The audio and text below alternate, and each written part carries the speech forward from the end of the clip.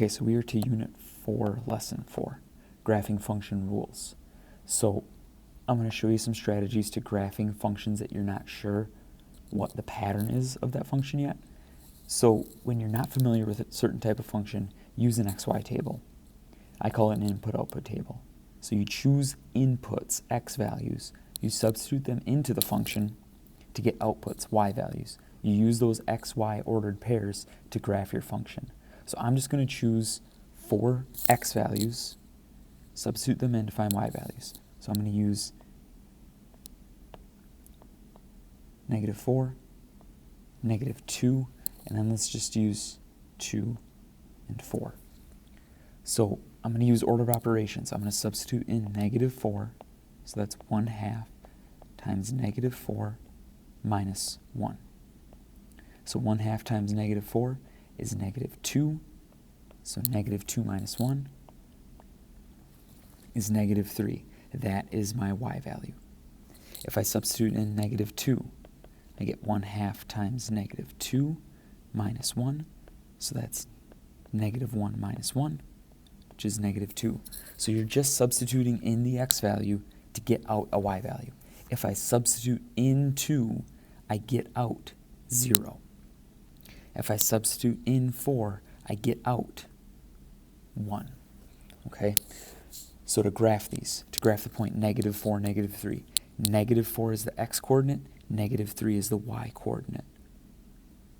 So the first point, -4, -3, would be that point I just put down. So next is the point -2, -2. -2 is the x-coordinate, -2 is the y-coordinate. For the next point, 2, 0, 2 is the x-coordinate, 0 is the y-coordinate. And then the point 4, 1, 4 is the x-coordinate, y is the 1, or 1 is the y-coordinate. So we've got a pattern here, and hopefully you notice that this pattern forms a line, okay? So this is a linear function. So what I can do is I can connect my dots to create a continuous line, best I can, to graph that function rule. So the x values you choose are up to you, but you substitute in x values to get out y values to find your points, right? So we're shifting this to a real world function rule, and we've got an xy table. It's just using c as our x values, w as our y values. So we're trying to find if the capacity of the truck is 200 cubic feet. What is a reasonable graph? Or a reasonable graph of the function rule. So the function rule is given by w equals 146 times c plus 30,000, and that represents the total weight in pounds of a concrete truck that carries c cubic feet of concrete. So values I can pick values like 25, 50, 75, 100, whatever. Any of these x values. So what I'm going to pick, I'm going to pick, just try to pick simple ones. What if there's 0 cubic feet? And then maybe let's just kind of skip around and say 50, 100, 150, and then let's say 200. So now would be a good time for you to get some practice substituting in the inputs to get out the outputs. So what I'd like you to do is pause the video, find the outputs for each of these inputs, and then resume the video when you are ready, and then we'll graph those points together. So take a second to pause the video and work through finding the outputs for these specific inputs. Okay, so a calculator is probably going to be helpful with finding these outputs.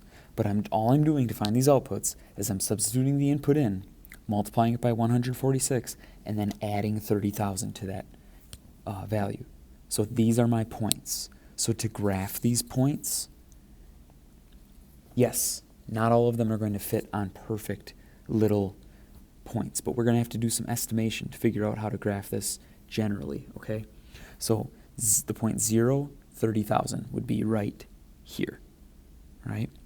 The point 50 and 37,300 would be, I would say, between 30,000 and 40,000, but a little bit closer to 40,000. The point 100 44,600. Well, 44,600 is about in the middle, maybe a little bit past the middle, between 40 and 50,000. 150, and then 51,900 would be just above 50,000.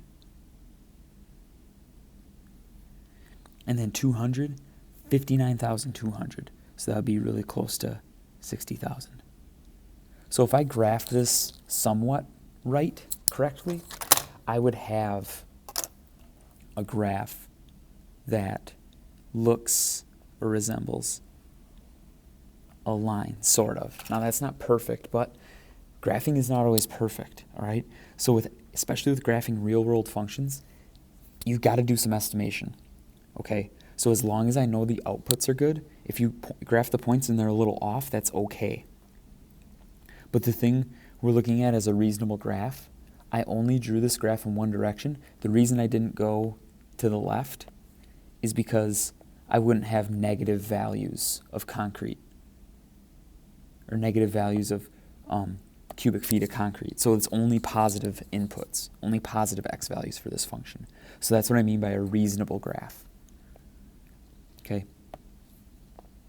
So to end this page, just a little bit of vocabulary: continuous and discrete.